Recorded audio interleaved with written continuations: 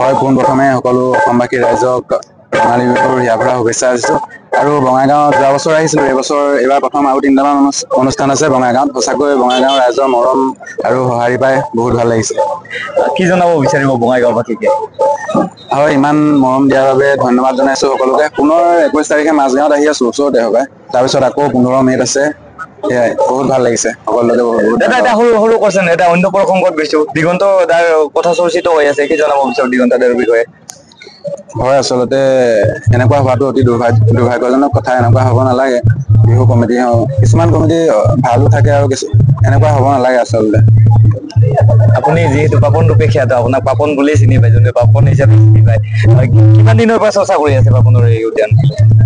পাপন দা বুলি নহয়, আচলতে পাপন দা জুবিন দাৰ দৰেনো কোন হ'ব পাৰিব। এনে আৰু গান অলপ চেষ্টা কৰি থাকো। ঠিক আছে, ধন্যবাদ।